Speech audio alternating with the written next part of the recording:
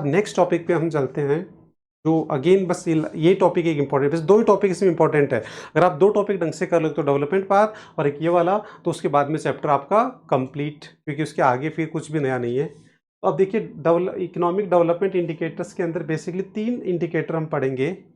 सबसे पहला demographic, then growth indicator and then human development indicators. अब सबसे पहले आज हम स्टार्ट करते हैं डेमोग्राफिक। अब इसको स्टार्ट करने से पहले आपको ये 1 2 3 4 5 6 ये 6 पॉइंट याद होने चाहिए। अब ये बेसिकली देखो, इसका जो क्वेश्चन आएगा बच्चे, वो तो टेबल बेस्ड क्वेश्चन आएगा।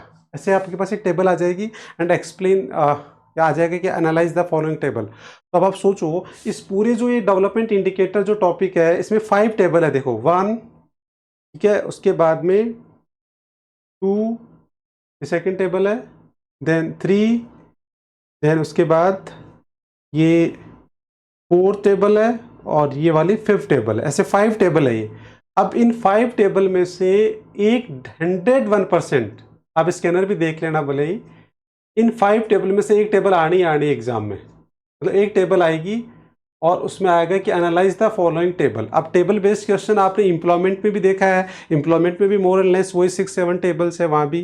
तो अब टेबल बेस आपके 2 क्वेश्चन एग्जाम में आते हैं, तो एक एम्प्लॉयमेंट से आने के पूरे चांसेस होते हैं और एक इस चैप्टर से। तो टेबल के क्वेश्चन मेनली अगर आएंगे तो ज़्यादातर इन्हीं से आते हैं, दोनों चैप्टर से। और ये टेबल वाले जो बेस जो क्वेश्चंस हैं, डायग्राम बेस्ड जो क्वेश्चंस हैं, केस स्टडी बेस्ड क्वेश्चंस है, वो आपके लिए सबसे इजी क्वेश्चंस होते हैं। रीज़न क्योंकि आप में उसको कुछ भी याद नहीं करना। टेबल है तो उस टेबल को देख देख के आपको उसका आंसर लिखना है, डायग्राम है तो डायग्राम को भी आपको देख के लिखना है, और केस स्टडी है तो उसमें भी उसको, मतलब एक तरीके से ओपन बुक क्वेश्चन हो गए ये, जो आपके लिए बहुत ईजी होते हैं। तो अब आप सोचो, ये टॉपिक तो वैसे आपके लिए ईजी हो गया। अब ये मैं आपको क्यों याद करवा रहा हूँ ये 6 पॉइंट्स, बिकॉज 1 मार्क्स में कई बार मैंने देखा है ऐसे क्वेश्चन आ जाता है कि identify in the following the demographic indicators for the comparison of China Pakistan. तो वो स्पेसिफिक आपको याद होना चाहिए कि भाई डेमोग्राफिक इंडिकेटर्स में क्या आते हैं, ग्रोथ इंडिकेटर्स में क्या आते हैं, एसडीआई में क्या आते हैं। तो वो इसलिए 1 मार्क्स के लिए ये हमारे को जरूरी है इनके नेम याद करना। तो 6 पॉइंट्स के आपको नेम याद होने चाहिए। सबसे पहले पॉपुलेशन का estimated population, then annual growth है, फिर डेंसिटी है, फिर सेक्स रेशियो है, फिर फर्टिलिटी, और फिर क्या है, अर्बनाइजेशन है। अब अगर आपको 6 पॉइंट याद हो जाते हैं, उसके बाद डिटेल में हम बाद में जा रहे हैं, मैं तो कहता हूँ मैं इसको भी हटा देता हूँ। और अगर हम बात करें, ये टेबल आपके सामने आ गई, टेबल आए या नहीं आए, मैं तो कहता हूँ टेबल भी नहीं आए, टेबल आ गई तो अब तो आपको कुछ करना ही नहीं है। अगर टेबल आ गई तो उसमें देख देख के आपको लिखना है, तो उसमें तो कोई दिमाग लगाना ही नहीं। पर मैं कहता हूँ कि एक लेवल हम आगे बढ़ जाएं, कि अगर सपोज आपको टेबल नहीं दी और एक क्वेश्चन आ गया कि you know explain the comparison, demographic comparison among the China Pakistan, ऐसे आ जाए सपोज बिना टेबल के, तो भी मैं गारंटी के साथ कह सकता हूँ कि आप पूरा आंसर बता देंगे। कैसे, देखो मैं आपसे पूछता हूँ, अभी देखना आप सब बताओगे, और वो फिर हम टेबल से कंफर्म करेंगे, डिटेल से कंफर्म करेंगे। तो सबसे पहले हम चलते हैं कि इसका सबसे पहला पॉइंट है एस्टिमेटेड पॉपुलेशन। डेमोग्राफिक में पॉइंट याद होने चाहिए भाई, डेमोग्राफिक में कौन कौन से सब पॉइंट्स आएंगे, 6, वो हमेशा याद रहनी चाहिए हमारे को। तो सबसे पहले एस्टिमेटेड पॉपुलेशन, तो अब सोचने की ज़रूरत ही नहीं है।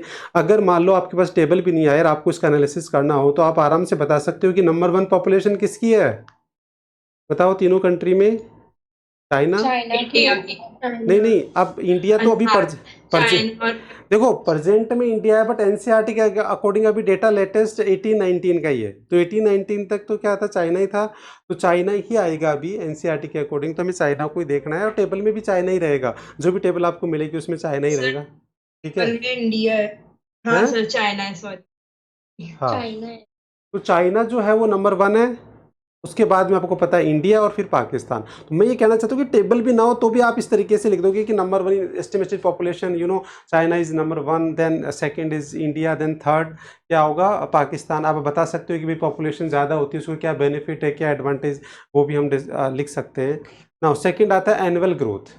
एनुअल ग्रोथ तो पॉपुलेशन ज़्यादा किसकी होगी बताओ, any idea out of 3 countries. देखना नहीं है। इंडिया की सबसे ज्यादा नहीं, होगी या पाकिस्तान की होगी? पाकिस्तान की एनुअल ग्रोथ रेट ज़्यादा है, देन फिर इंडिया एंड देन चाइना है। तो आप देखो चाइना की पॉपुलेशन ज़्यादा होती हुई भी अभी आप देखना वो प्रॉब्लम नहीं है, जबकि इंडिया की पॉपुलेशन इंडिया के लिए प्रॉब्लम है। ये आपको भी समझ में आ जाएगा, क्योंकि देखो एनुअल ग्रोथ चाइना की पॉपुलेशन ज़्यादा है बट एनुअल ग्रोथ क्या है उसकी, तीनों कंट्री में कम है। तो इसका मतलब वो उसके कंट्रोल के अंदर है पॉपुलेशन ना। उसके बाद हम चलते हैं कि सबसे इम्पोर्टेंट पॉइंट आ गया पॉपुलेशन डेंसिटी। तो डेंसिटी मतलब कई किलोमीटर में कितने लोग रहते हैं बेसिकली। तो वो सबसे ज़्यादा डेंसिटी क्या होता है, India. Lowest is good, India. Highest is worst. तो अगर ज़्यादा आ रही तो वो ख़राब है और कम है तो वो सही है।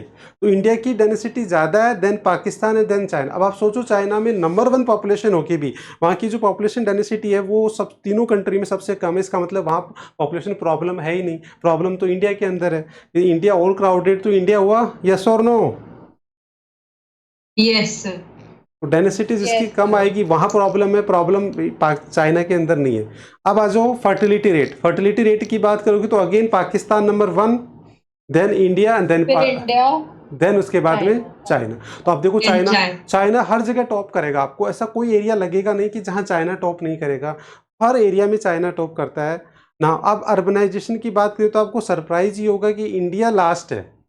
सबसे नंबर 1 कौन है, China, then Pakistan, then India. तो अर्बनाइजेशन के अंदर तो हम सबसे लास्ट में हो गए। अब देखो यहाँ अर्बनाइजेशन, देखो नंबर 1 किस में है, चाइना में, नंबर 2 किस में है, पाकिस्तान, और थर्ड में हमारी रैंक आती है। परसेंटेज दे रखा है ना, यस और नो? Yes sir. तो अब ये टेबल, अब बिना टेबल के भी हम, मैं कह रहा हूं कि आपको मैंने कहा कि बिना टेबल के भी हम आराम से ऐसे कर सकते हैं। तो टेबल के साथ तो कोई दिक्कत आएगी क्या, यस और नो? नहीं आ सकते? बोलो बच्चे। No sir. टेबल के साथ तो दिक्कत आ ही नहीं सकती। तो ये टेबल होगी, आपको टेबल क्वेश्चन इसका 99% क्या आएगा, टेबल होगी, और फिर आपको एनालिसिस पूछा जाएगा।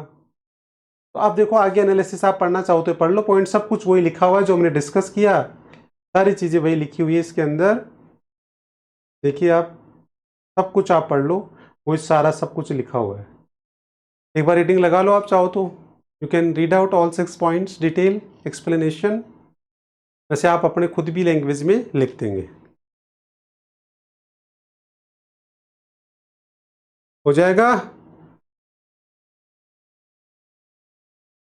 Yes sir. ये तो मान के चलो, सबसे बच्चों को सबसे टफ जो टॉपिक लगता है ना वो ये वाला लगता है, और जबकि सबसे इजी टॉपिक है ये। क्यों? क्योंकि इसके अंदर आपको टेबल बेस बच्चों को आप 90% बच्चों को इस चैप्टर में, और एम्प्लॉयमेंट टफ इसीलिए लगता है 90% बच्चों को जो एम्प्लॉयमेंट टफ लगता है, और ये इसलिए लगता है, उनको लगता है कि यार ये सारी टेबल मेरे को याद करनी है, सर डेटा बहुत सारा है, तो वो उसको लेके टेंशन में रहते हैं। जबकि आपको पता है कि सीबीएसई कभी भी आपसे कोई टेबल बनवाता नहीं है, कोई याद करने के लिए नहीं बोलता। ये बहुत टफेस्ट लेवल माना जाता है सीबीएसई के अकॉर्डिंग। इवन मैक्रो के अंदर भी कोई अगर स्केड्यूल जो है ना, वो बहुत रेयरली क्वेश्चन आता है कि explain the following with the schedule, क्योंकि सीबीएसई मानता है कि स्केड्यूल याद करना भी बच्चों को बहुत टफ होता है। तो बताओ वो स्केड्यूल ही याद नहीं करवाता सीबीएसई, तो वो आपको ये डेटा की टेबल कहाँ से याद करवाएगा? इसका मतलब डेटा की टेबल आपको कभी याद करने की जरूरत नहीं है।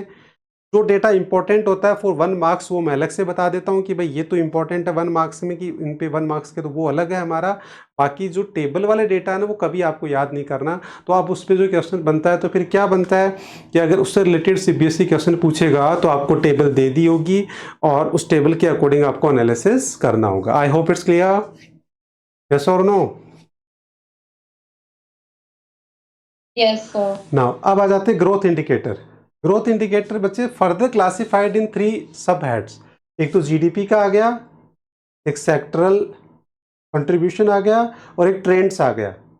3 पार्ट में डिवाइड है ये, trends in the output in growth different sector. तो ये जो ग्रोथ इंडिकेटर है वो सब 3 पार्ट में डिवाइड है। अब सबसे पहले चलते हैं जीडीपी। अब जीडीपी की बात करें तो देखो अगेन इस पे भी टेबल, इसका क्वेश्चन आया हुआ है। जीडीपी वाला क्या, जीडीपी वाला, ये सेक्टर वाला, ये दोनों क्वेश्चंस, और एसडीआई, ये तीनों टेबल आई हुई है अलग अलग ईयर्स में। मैं आपको स्कैनर दूंगा, मेरे को अच्छे से याद है कि तीनों टेबल पे क्वेश्चन आ चुका है, तो आपको देखने को मिलेगा इस पे ना। अब देखो ग्रोथ वाली टेबल, अगर ग्रोथ वाली टेबल आती है तो ऐसा टेबल दे दी जाएगी आपको, जीडीपी ग्रोथ रेट। अब इस टेबल को देख के अब मैं आपसे पूछता हूँ कि अगर ये टेबल आपके सामने हो और आपको एनालिसिस करना हो तो बताइए 3 पॉइंट्स ऑफ एनालिसिस कैसे बनाएंगे? तो 3 पॉइंट्स हम पहले बता सकते हैं इंडिया का, कि पहले 1980 में उनका इतना था, 2015 में इतना था, देयरफॉर उनकी पॉजिटिव जीडीपी ग्रोथ हुई। और वैसे ही चाइना का बता देंगे कि 1980 में इतना था, 2015 पीरियड में इतना था, तो उनकी नेगेटिव हुई। और सिमिलरली फिर पाकिस्तान। एक तरीका तो ये हो गया। दूसरा जो है वो ये बता सकते हैं हम कि एक तो पॉइंट हमने देखो इसमें जो बता रखा है वो बता रखा है कि एक पॉइंट तो साइज ऑफ जीडीपी बता रखा है कि भाई ओवरऑल अगर मैं एक तो रेट की बात करते हैं, एक साइज ऑफ जीडीपी, तो तीनों कंट्री में साइज ऑफ जीडीपी है। तो बताओ, आप ही बताओ, ज्यादा जीडीपी का साइज किसका है? चाइना का है। फिर किसका है? Yes, sir. इंडिया का। India आपको का सरप्राइज होगा, इंडिया का कम है। जीडीपी जो है, इंडिया का जो जीडीपी है वो चाइना का 41% ही है, केवल 41%। और उसके बाद सरप्राइज की बात है कि पाकिस्तान केवल इंडिया का 11% है। तो एक साइज का देखो, इसमें एक साइज का दे रखा है कि कितना ट्रिलियन में है ये बता रखा है। और उसके बाद में रफली 11% ऑफ इंडिया जीडीपी है ना, and about 40% of China GDP.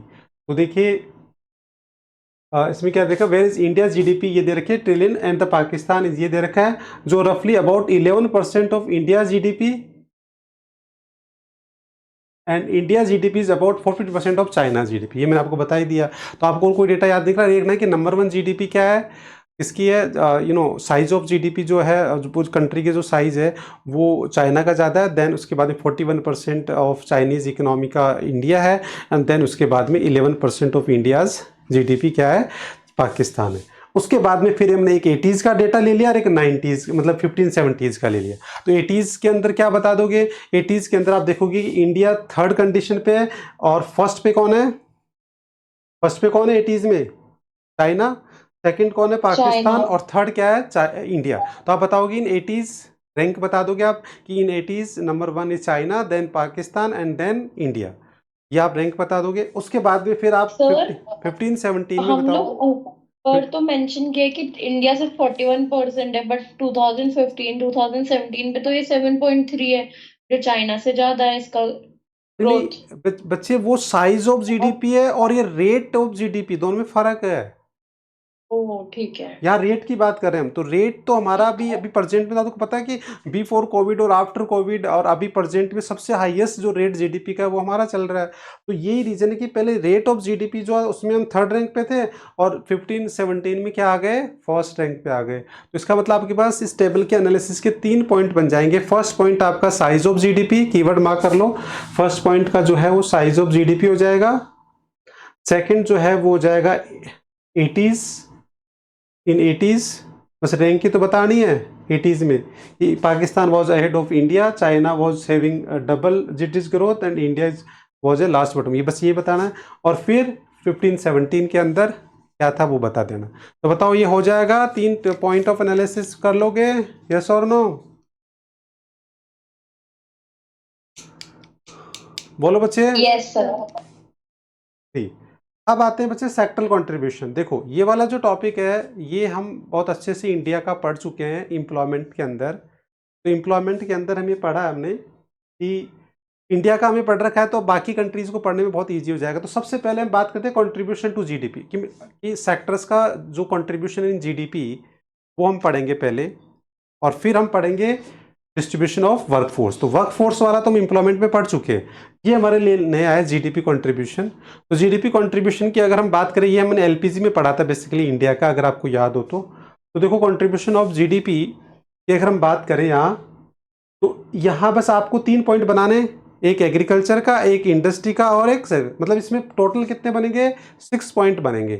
3 point किसका बनेगा? जीडीपी का, और 3 पॉइंट डिस्ट्रीब्यूशन ऑफ वर्कफोर्स का बनेगा। तो सबसे पहले अगर हम एग्रीकल्चर की बात करें, तो तीनों कंट्री के अंदर अगर हम एग्रीकल्चर की बात करें, तो अब अगेन देखो इसमें मैं आपको बता दूं कि आपको टेबल देखने की जरूरत नहीं पड़ेगी। चलो अगर मैं इसको हटा दूं एक बार के लिए, तो आप लोग बताओ कि बिना टेबल के अगर ये क्वेश्चन आता है तो भी आप कर लोगे, क्योंकि आपको ऐसा आइडिया है कि हाँ यार ऐसा ही होगा। कैसे? देखो मैं पूछता हूँ आपसे कि अगर हम बात करें एग्रीकल्चर, तो जीडीपी में कंट्रीब्यूशन की बात करें हम, तो तीनों कंट्री में बताओ किसका कंट्रीब्यूशन एग्रीकल्चर में ज़्यादा होगा जीडीपी में? इंडिया में। पाकिस्तान। इंडिया। पहले पाकिस्तान आएगा।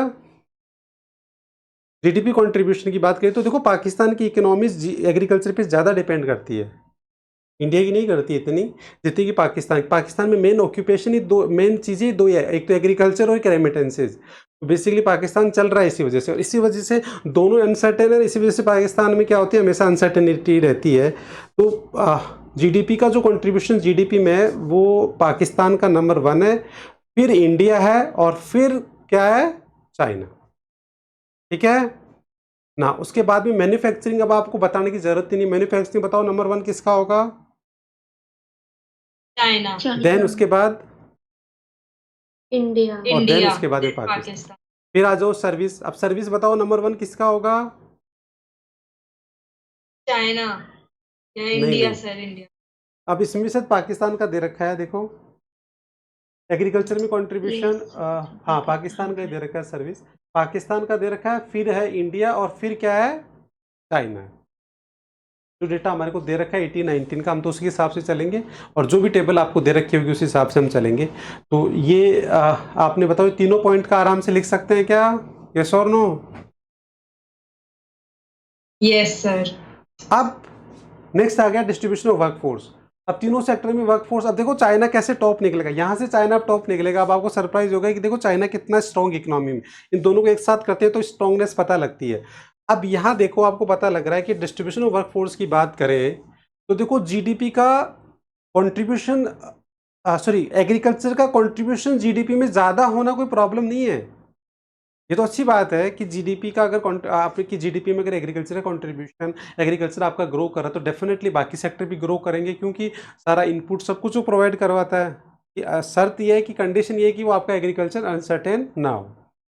बट प्रॉब्लम यहाँ जो है वो अब आपके सामने आएगी, वो क्या है, देखो डिस्ट्रीब्यूशन ऑफ वर्कफोर्स की बात करें तो बताओ एग्रीकल्चर पे ज़्यादा पॉपुलेशन किसकी डिस्ट्रीब्यूट ज़्यादा है, मतलब डिपेंडेंसी किस कंट्री की ज़्यादा है, इंडिया। यहाँ प्रॉब्लम है। इंडिया। देखो इंडिया के अंदर अभी भी हमने पहले भी एम्प्लॉयमेंट में पढ़ा था 44%, कि 44%, यहाँ 43 दे रखा है।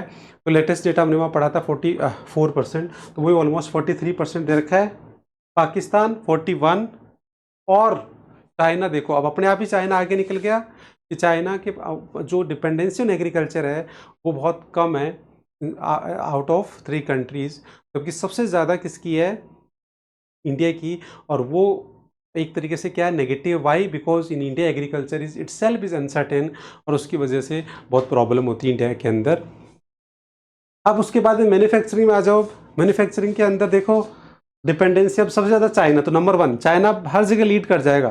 चाइना भाई ज़्यादा से ज़्यादा मैन्युफैक्चरिंग पे डिपेंडेंसी होना अच्छी बात है, और वो है चाइना।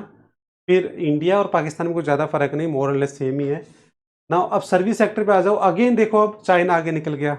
इधर देखो जीडीपी में कंट्रीब्यूशन में आगे थे, बट डिपेंडेंसी की बात करें तो डिपेंडेंसी ज़्यादा होना, भाई आप जिस सेक्टर पे डिपेंडेंस ज़्यादा होंगे, भाई सर्विस सेक्टर पे और मैन्युफैक्चरिंग में, तो इसका मतलब वहाँ के लोगों की क्वालिटी ऑफ लाइफ अच्छी है, उनका जो ऑक्यूपेशन है वो सर्टेन है, उनका जॉब परमानेंट है, उनकी क्वालिटी ऑफ लाइफ अच्छी होगी। तो इसका मतलब चाइनीज़ लोगों की ज़्यादा अच्छी है, बिकॉज चाइनीज़ लोग ज़्यादातर जो डिपेंड है वो किस पे, मैन्युफैक्चरिंग पे और सर्विस सेक्टर, जो एक तरीके से बहुत ही क्या होते हैं, वहाँ अनसर्टेनिटी नहीं होती, वहाँ अच्छी इनकम मिलती है। इसी वजह से वहाँ के लोगों का living standard, quality of life as compared to China and India and Pakistan बहुत अच्छा है। यहाँ देखो चाइना ही आगे निकल रहा है सब में, यस और नो। आपने देखा यस, तीनों सेक्टर के अंदर चाइना नंबर 1 है, कि जो वर्किंग पॉपुलेशन का जो डिस्ट्रीब्यूशन है एग्रीकल्चर में लोवेस्ट होना चाहिए तो वो चाइना में लोवेस्ट है, और बाकी दोनों में हाईएस्ट होना चाहिए तो वो चाइना के अंदर हाईएस्ट है। यस और नो, समझ में आ रहा है, बोलो बच्चे। यस सर, आ रहा और है। यहाँ तो हमारे को पाकिस्तान भी पीछे छोड़ रहा है, आप इनडायरेक्टली देखो, अगर हम देखो सेक्टरल को डिस्ट्रीब्यूशन ऑफ वर्क फोर्स में तो पाकिस्तान भी हमारे को पीछे छोड़ रहा है, छोड़ रहा है। यस सर, इंडस्ट्री में भी टक्कर दे रहे हैं। हाँ देखो इंडस्ट्री में टक्कर दे रहा है, सर्विस में हमारे से आगे है। सर्विस में आगे है तो मान लो ये इधर हम एग्रीकल्चर में भी हमारे से अच्छा है, तो मतलब चाइना पाकिस्तान हमारे से फार बेटर है। ठीक है, यस सर। तो ये टेबल भी बच्चे घबरा जाते हैं देख के कि अरे सर ये डेटा, आपको कुछ भी घबराने की ज़रूरत नहीं है। आपको बस ये सीखना है कि कोई भी टेबल आ जाए तो उसका एनालिसिस कैसे करते हैं, बस ये सीखने वाली बात है। और मेरे को लगता है कि वो आपको समझ में आ गया कि आपको पता है कि टेबल आपको ऑलरेडी होगी, उसको देख देख के आपको एनालिसिस करना है। तो इस तरीके से आपको ये सारा एनालिसिस करना है जो यहाँ दे रखा है। देखो यहाँ डुप्लीकेशन कर रखा है, आप इसमें क्या करना, जैसे यहाँ मैंने क्या कर रखा है, जो इसका एनालिसिस है ना वो दो तरीके से दे रखा है।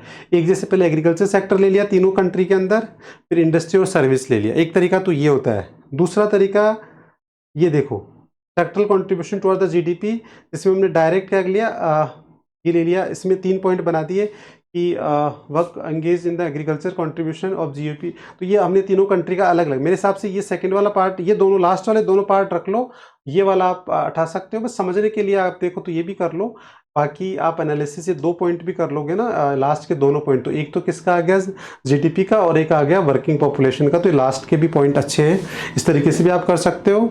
और आप चाहो तो ये जो जीडीपी में कंट्रीब्यूशन का इस तरीके से दे रखा है, तो मैंने डबल दे रखा है, मतलब दोनों को नहीं करना, आपको इन दोनों में से एक करना है, फर्स्ट में और सेकंड में से एक करना है, और थर्ड तो करना ही है एम्प्लॉयमेंट वाला, क्योंकि फर्स्ट वाले में एम्प्लॉयमेंट का भी दे रखा है, सॉरी हाँ। तो मतलब आपको ओवरऑल क्या करना है, या तो लास्ट के दोनों करने हैं या फर्स्ट केवल एक करना है, ठीक है। देखो एग्रीकल्चर सेक्टर या इंडस्ट्री वाला, सर्विस ये वाला, तो आप मेरे हिसाब से डिलीट ही मार दो यार, कन्फ्यूजन होगा आपको। फर्स्ट पार्ट यहाँ तक डिलीट मार दो, यहाँ तक सेक्टरल कंट्रीब्यूशन, इससे पहले पहले का ये क्रॉस लगा लो आप, है ना, ये वाला क्रॉस लगा लो, इसको देख के आप डर जाओगे एक्सप्लेनेशन को, तो ये वाला हटा लो। लास्ट के दोनों याद कर लेना आप, ठीक है, ये दोनों बिल्कुल सही रहेंगे आपके लिए। एनालिसिस ऑफ टेबल, आपको वैसे तो आपको याद करने की जरूरत नहीं, आप खुद ही पॉइंट बना लोगे, बट फिर भी कुछ बच्चे होते हैं जिनको रिटर्न में चाहिए सब कुछ, तो वो ये दोनों पॉइंट कर लेंगे, ठीक है। आप मत समझ, वो डुप्लीकेशन है बस, केवल इन दोनों का वो मिक्स है, और ये दोनों अलग अलग है। तो अब इनमें से आपको एक ही करना है, या तो ये दोनों करना है या फिर ऊपर वाली एक्सप्लेनेशन करनी है। ये समझ में आ गया क्या सबको? अब जिसको जो इजी लगे वो कर लो, ठीक है। Yes sir. अब एक थोड़ा सा छोटा सा टॉपिक और है, ये भी कर लेते हैं, इससे रिलेटेड है क्योंकि इसको छोड़ नहीं सकते हम। तो इसी के रिलेटेड दो, ट्रेंड्स और आउटपुट, ये भी बहुत इजी सा टॉपिक है। Trends in output of growth in different sector. अब इसमें तो क्या करना है, बस ईयर का कंपेरिजन करना है, 80s और 2014-18। तो अब बस आपको देखना है कि 80s 90s में क्या था। तो देखो 80s 90s की बात करें, अब देखो बहुत ईजी तरीके से मैं समझा देता हूँ आपको। 80s 90s के अंदर एग्रीकल्चर में आ जाओ, सबसे पहले सर इंडिया में आ जाओ। इंडिया ले लेते हैं पहले ओवरऑल। तो इंडिया एग्रीकल्चर के अंदर, इंडस्ट्री के अंदर, और ये दे रखा है यहाँ, ठीक है। जो आप देख रहे हो कि ये क्या हो रहा है, स्टेबल हो रहा है। देखो एग्रीकल्चर में आप ऐसे कर लेते हैं, अपन तीनों का एग्रीकल्चर ले लेते हैं एक बार, तीनों का ऐसे कर लेंगे तो ज़्यादा समझ में आएगा। तो सबसे पहले हम तीनों का एग्रीकल्चर ले लेते हैं। तो 80s में एग्रीकल्चर ले लेते हैं। तो 80s में एग्रीकल्चर देखो, इंडिया का कितना 7.1, चाइना का कितना है 5.9, और जो ट्रेंड्स ऑफ आउटपुट, मतलब जो जिस रेट से आउटपुट बढ़ रहा है, सेक्टर की ग्रोथ बता रहा है बेसिकली। तो देखो चाइना का जो एग्रीकल्चर सेक्टर है वो ज़्यादा ग्रो कर रहा है, फिर पाकिस्तान कर रहा है, और फिर इंडिया कर रहा है। अब अगर 14-18 में जाते हो एग्रीकल्चर में, तो इंडिया का स्टेबल ही रहा, बट यहाँ देखो आप चाइना की क्या हाल हुआ है, ऑलमोस्ट हाफ हो गया, चाइना हाफ हो गया। पाकिस्तान भी बहुत बुरी हालत में चला गया, 1.7 पे आ गया। सोचो पाकिस्तान तो और भी ज़्यादा डाउनफॉल हो गया वहाँ। तो इसका मतलब यहाँ बताओ कौन स्ट्रांग रहा, बताओ एग्रीकल्चर के आउटपुट की रेट में इंडिया रहा। अब चलते हैं इंडस्ट्री में आप देखोगे तो ये 7.4% है, ये 8 डबल डिजिट के अंदर चला गया चाइना, और ये भी हमारे से, दोनों ही हमारे से आगे। बट अब 14-18 में आ जाओ, इंडिया में कोई देखो तीनों कंट्री में क्या हुआ, डाउनफॉल आया, बट इंडिया के अंदर आया वो माइनर सा आया, जबकि चाइना के अंदर जस्ट हाफ हो गया, और पाकिस्तान में भी ऑलमोस्ट हाफ हो गया। अब देखो यहाँ भी कोविड की वजह से हो सकता हाँ, है। मतलब जो भी है, कोविड तो बाद में आया था, 18 का डेटा है। तो कोविड तो बाद में हाँ, आया था, लेकिन 18 का डेटा है। 18-19 के आसपास तो आ ही गया था अरे वो। कहाँ 19 में आया था, 18 में कहाँ 20 गया, में आया 18 था को क्यों ले वो। रहे हो आप जबरदस्ती कोविड। 20 में तो इंडिया में आया था ना। अरे 19 में स्टार्ट हुआ था कोविड, 19 से पहले कौन जानता था कोविड को, है ना। 18 का डेटा है ये, 14-18 का डेटा है। तो अब यहाँ देखो, या आप उसके बाद सर्विस में आओगे तो आपको सरप्राइज ही हो जाएगा कि सर्विस सेक्टर में हमारा 6.9 था, इनका 13.5 था, और इसका अब देखो हमारा सर्विस बढ़ा, इन दोनों का जस्ट हाफ हो गया। तो अब आप ये देखिए कि, और अब देखो, अब सिंपली आपको याद रखना है, तो कैसे याद रखेंगे? सबसे पहले आ जाओ, तीनों कंट्रीज़ का 80s की बात करें हम, तो तीनों कंट्रीज़ के अंदर एग्रीकल्चर जो है, और 15-14 की बात करें तो इंडिया के अंदर जो एग्रीकल्चर सेक्टर है वो ऑलमोस्ट क्या रहा? स्टेबल रहा। पाकिस्तान, चाइना के अंदर जस्ट हाफ डिक्रीज, डाउनफॉल आया, पाकिस्तान में भी हाफ का डाउनफॉल आया। अब आ जाओ सर्विस सेक्टर, सॉरी मैन्युफैक्चरिंग में इंडिया में तीनों ही कंट्री में डाउनफॉल आया, तीनों ही कंट्री में डाउनफॉल आया, बट इंडिया में माइनर आया और बाकी दोनों में बहुत रैपिड डाउनफॉल आया, just half of it. Even Pakistan में तो और भी ज़्यादा आया। और सर्विस सेक्टर की बात करें तो यहाँ इंडिया ने क्या किया, टाइम बिंग क्या इंक्रीज़ किया, और बाकी दोनों कंट्री में अगेन ड्रास्टिकली डाउनफॉल आया। इस तरीके से याद कर लो, बस खत्म। और ज़्यादा कुछ आपको करना नहीं, डेटा एग्जैक्टली डेटा आपको पूछा नहीं जाएगा, और पूछा जाएगा तो आपको टेबल होगी, टेबल में से देख के आप एग्जैक्ट डेटा भी लिख सकते हो। यस और no? Yes sir. Sir China में तो सब में ही हाफ ही हो गया। हाँ, इसलिए तो चाइना की अब इकोनॉमी स्लो डाउन में आ गई है, अभी भी चल रही है। तो ये देखिए, ये 3 पॉइंट यहाँ बना के लिखे हुए हैं, ह्यूमन डेवलपमेंट इंडिकेटर्स। और ये हम क्यों पढ़ रहे हैं? तो इससे ये पता लगता है कि एक्चुअली कौन सी कंट्री है जिसके अंदर ह्यूमन बीइंग के लिए वो ज़्यादा कंफर्टेबल है, ज़्यादा हम ये कह सकते हैं कि रहने के लिए बहुत अच्छा है।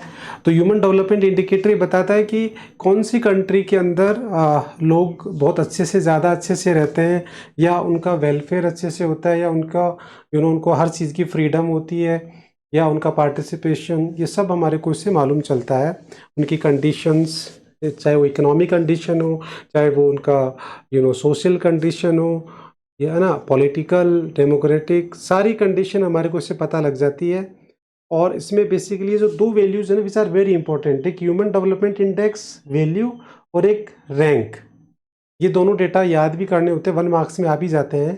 तो देखिए, रैंक जो है ना वो लोवेस्ट इज़ वेरी गुड। अगर रैंक में आपकी कंट्री लोवेस्ट नंबर पे आ रही है तो वो अच्छा है।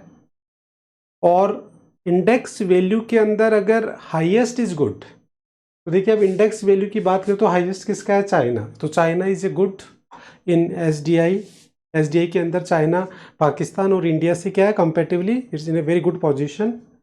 नाउ रैंक की बात करें तो again lowest is good rank, तो again China is good. India तो देखो 130 पे आ रहा है, पाकिस्तान तो और भी हालत ख़राब है। तो ये ओवरऑल ये दोनों डेटा हमारे को रैंक और इंडेक्स वैल्यू, बस ये डेटा याद करना है इस टेबल में।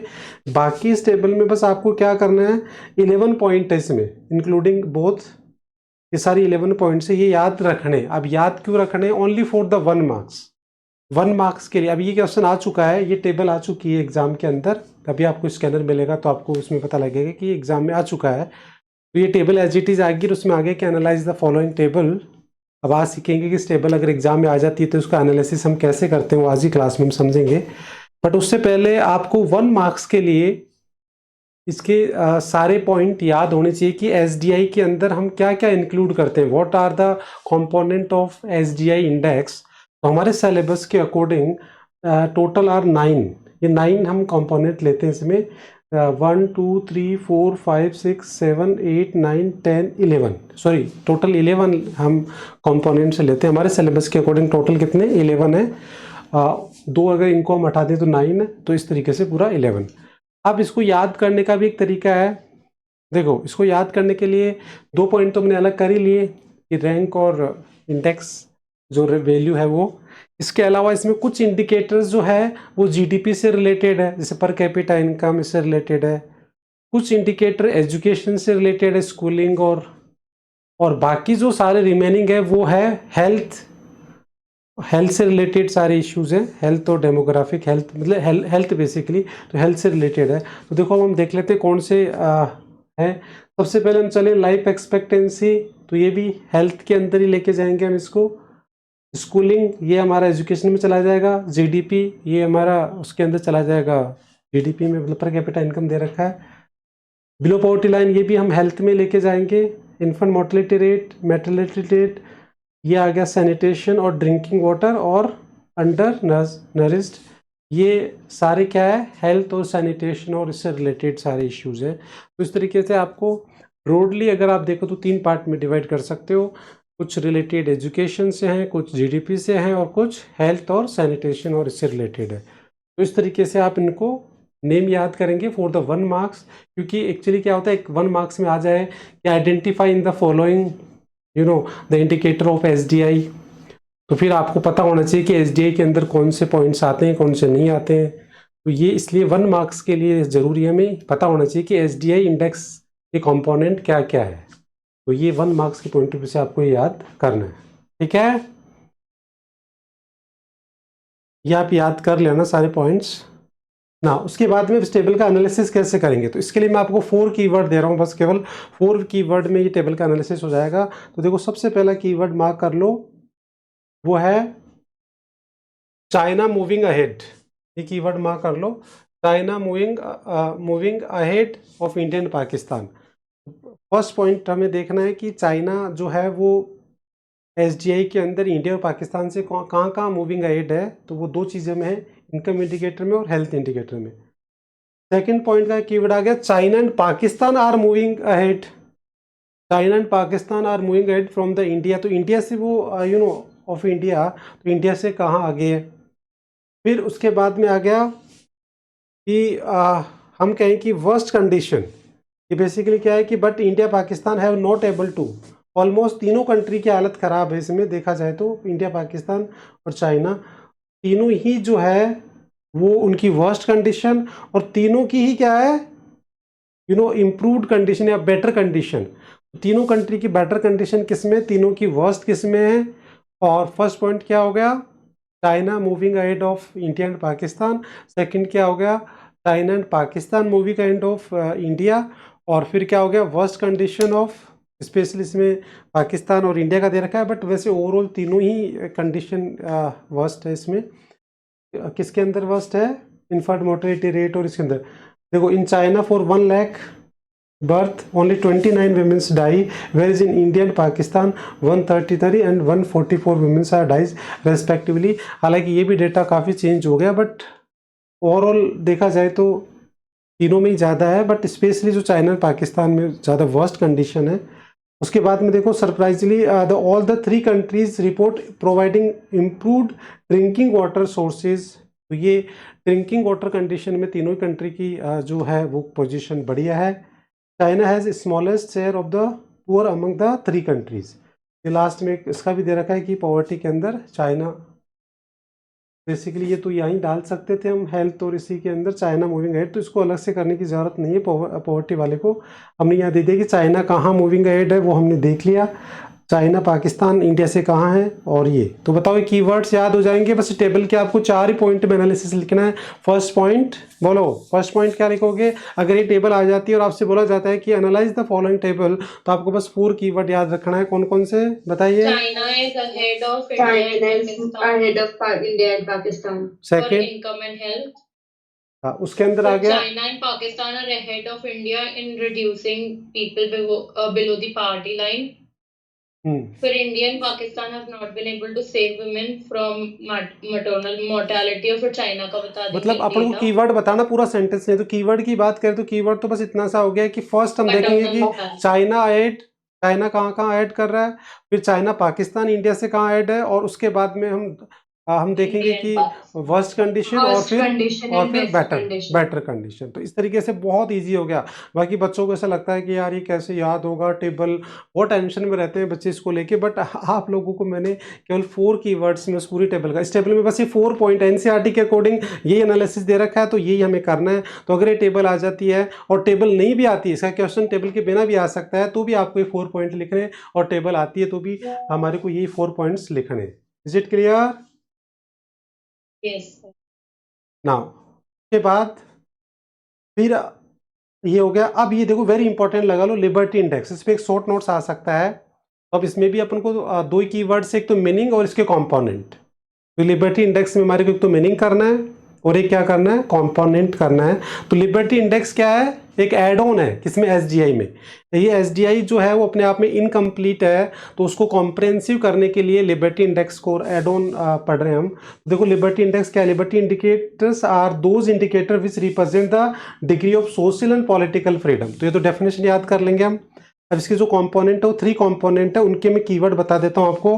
फर्स्ट का कीवर्ड आपको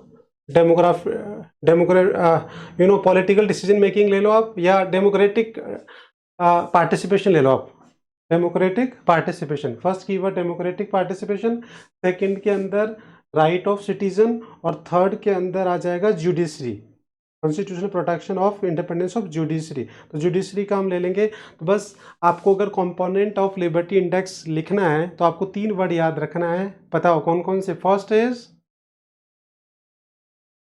democratic participation, second rights of citizen, और थर्ड जुडिशरी के बारे में कि जुडिशरी में क्या है एक्सटेंस। ये देखो ये तो सेंटेंस तो कॉमन है, टू एक्सटेंड, ये तो तीनों के अंदर ही है। To extend the constitutional protection, to extend the constitutional protection. तो हमारा कीवर्ड्स बेसिकली क्या हो गया, जुडिशरी हो गया, राइट ऑफ सिटीजन हो गया, और basically democratic participation in social and political decision making. तो डेमोक्रेटिक पार्टिसिपेशन हो गया।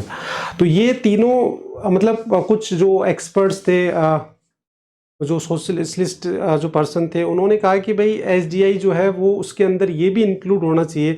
जब हम कहेंगे कि this is a actual represent the quality of living, तो बेसिकली ह्यूमन डेवलपमेंट इंडिकेटर क्या दिखाता है, क्वालिटी ऑफ लिविंग, कि भाई आपकी जो क्वालिटी ऑफ लिविंग क्या है वो रिप्रेजेंट करता है। तो ये जो क्वालिटी ऑफ लिविंग के अंदर ये 3 चीज़ें और ऐड कर देंगे तो that will be the comprehensive. तो ये एड ऑन हमारे लिए इंपॉर्टेंट हो जाता है लिबर्टी इंडेक्स। तो बताओ लिबर्टी इंडेक्स पे शॉर्ट नोट्स हो जाएगा, मीनिंग एंड कंपोनेंट्स, यस और नो, हो जाएगा बच्चे? Yes sir. नाउ उसके बाद चैप्टर बस आप खत्म ही मानो आप। ये हमारा डेवलपमेंट इंडिकेटर्स कंप्लीट हो गए। तो एक बार बिना देखे ईमानदारी से बताओ डेवलपमेंट इंडिकेटर्स में हमने क्या क्या पढ़ा। 3 मेजर हेडिंग पढ़ी, कौन कौन सी? बिना देखे बताओगे। डेवलपमेंट इंडिकेटर्स में 3 मेजर हेडिंग पढ़ी हमने। First is demographic indicator, demographic. Second क्या आ गया, ह्यूमन डेवलपमेंट इंडिकेटर भी है, ये तो थर्ड हो गया एसडीआई, और सेकंड आ गया ग्रोथ इंडिकेटर। अब growth indicator further classified in 3 part, वो कौन कौन से हैं? Agriculture, No, no. इंडस्ट्री, नहीं जीडीपी। सबसे पहला जीडीपी आ गया, फिर सेक्टरल कंट्रीब्यूशन आ गया, फिर trends of output in sectors. तो ये 3 पॉइंट सब पार्ट्स हो गए उसके। तो ये ग्रोथ इंडिकेटर के भी सब पार्ट्स है। और मोरल ऑफ स्टोरी इस पूरे टॉपिक की क्या है कि 95%, मोर देन 90% इसमें जो क्वेश्चन आएगा वो टेबल का ही आएगा। आपको टेबल गिवन होगी और उसको देख के आपको एनालिसिस करना है। तो इसलिए क्या है कि इसमें ज़्यादा टेंशन हमारे को लेने की ज़रूरत नहीं है। 1 मार्क्स के लिए हमारे को इसमें रीडिंग लगाने की ज़रूरत है। तो 1 मार्क्स में कोई भी जैसे कोई भी कुछ आ सकता है तो उसके लिए रीडिंग लगा लो। बाकी अगर इसमें कोई बड़ा क्वेश्चन आता हो तो टेबल है, 5 टेबल्स है इसमें पूरी। तो 5 टेबल्स में से कोई भी एक टेबल आ जाएगी और उसका हर साल आती है, एक टेबल आती है और उसका आपको एनालिसिस करना होता है। तो टेबल को देख के हम एनालिसिस कर लेंगे, बाकी हमने डिटेल में पढ़ ही लिया है। अगर कोई बिना टेबल के भी क्वेश्चन आएगा तो भी हम कर लेंगे, क्योंकि हमने रीडिंग लगा ली, समझ लिया, तो डेफिनेटली हम अटेम्प्ट कर लेंगे। तो आई होप ये टॉपिक प्रॉपर हो गया। डेवलपमेंट इंडिकेटर्स, यस और नो?